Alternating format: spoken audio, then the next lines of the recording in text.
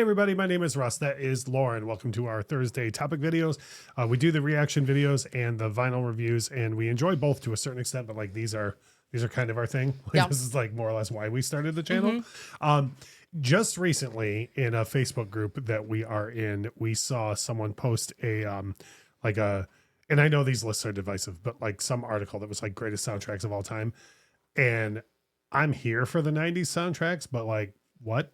Yeah. Like if the whole list was all 90s soundtracks, and I was just like, but no, like the 70s and even the 60s and certainly the 80s cleared their throats just now, you know? So I thought I would list off 5 great soundtracks from the 80s. And I mean, this is like scratching the surface, and I've got a bunch of if this then that on my 5 list, you know? So kicking off with, when I say the name Prince, probably the first thing that everyone thinks of is the Purple Rain soundtrack.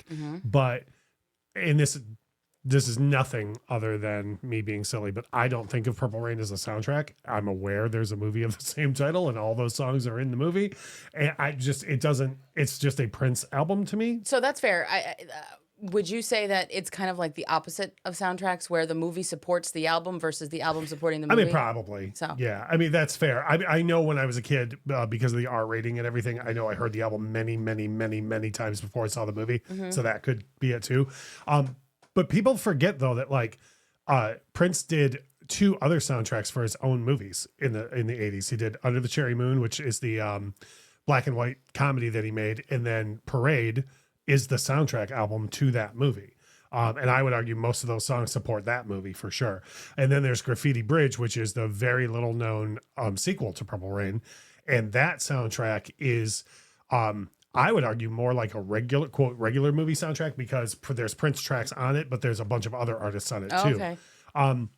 But when you say 80s soundtrack Prince, the first thing that pops into my mind is Batman. Tim Burton, 1989. Prince is not in the film. Like, it's Prince made a bunch of songs specifically for this movie. Like, to me, that's the first thing that pops into my mind when you think. And the hit single off of it was Bat Dance, which was a big hit. But like, there's a lot of great Prince songs on here that like the Scandalous is one of the best Prince ballads that there is, and it's just chilling on this Batman soundtrack. I would argue most people, if you know another song besides Bat Dance, it's probably Party Man, which is in the scene in the film where the Joker is wrecking the museum. Oh, for sure. Yeah. Like, yeah. if I played that song, you would go, that's from the thing. Like, yeah, which I would argue that's part of what the soundtrack's duty is. Like, there's a song called Trust on the album that I can't hear without thinking of the scene where Joker's killing everybody at the parade. And he's like, he took all my balloons, all that, you know, like that song's playing through that. So that's the way I would kick off. Like, I know most people would be like, well, you got to include Purple Rain, but like, for a lot of reasons, I wouldn't even include Purple Rain in the discussion. The next one that I would list is what I call a perfect side one. Starts with the title track, so I'm going to skip that. The second track on side one is Let's Hear It for the Boy. The third track on side one is Almost Paradise. And the fourth track on side one is Holding Out for a Hero. The first track on side one is the title cut, Footloose. That's a perfect side one. Come at me. It's like, great. I mean, and then side two's got Shalimar. It's got some other great stuff on it too. But like, if that album was a one-sided affair, and as they do now, like an etched B-side with like, you know, the foot, there would still be a great soundtrack. Yeah. Like, I think Footloose. When people think soundtracks in the 80s, I think Danger Zone flies into people's heads instantly, right? And I'll get there, but like, isn't Footloose an objectively better song? Like, I like Footloose way more than I like Danger Zone. I would. Yeah. I mean, you're comparing them because of the Kenny Loggins. Because Kenny Loggins, absolutely, they're 2 totally different types of songs. Yeah, for sure. I was like, well, I feel very different listening to Footloose than I do Danger Zone. Yeah. Well, I mean, one is, you know, encouraging to have fun, and the other is just they're going to take you right into the danger. Asking for trouble. But look, the song I like the least on that side is the Bonnie Tyler cut, and that's nothing against Bonnie Tyler. I just don't love the song Holding Out for a Hero. But like, you have an incredible ballad with Mike Reno and Ann Wilson. Like, what? And it's just right there on Side Just one. there. Which is interesting. I think this is one of 2 films on this list I've never seen. I still have never seen Footloose, but I have heard the soundtrack a ton. So the next one is the one right after we just slightly discussed, featuring Danger Zone, Top Gun.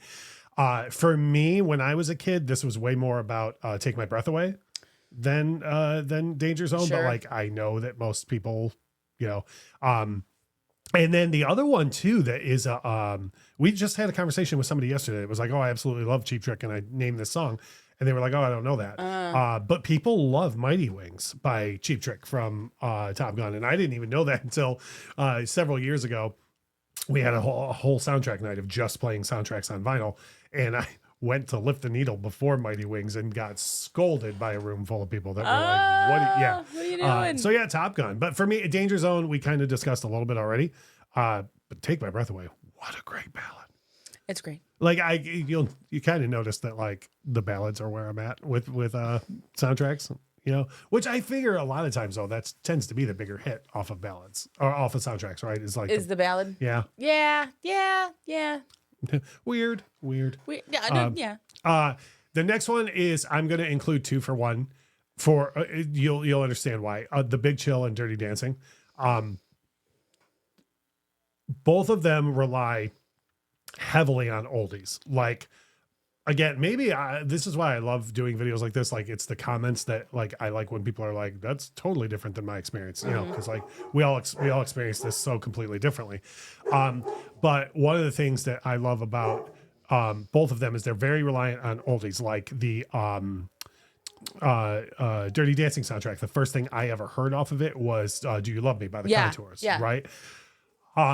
Big Chill, and there's famously in what's the movie? High Fidelity. It's like disqualified for its involvement in the Big Chill, but the Big Chill could just be an oldies collection. Sure, but it's still a great.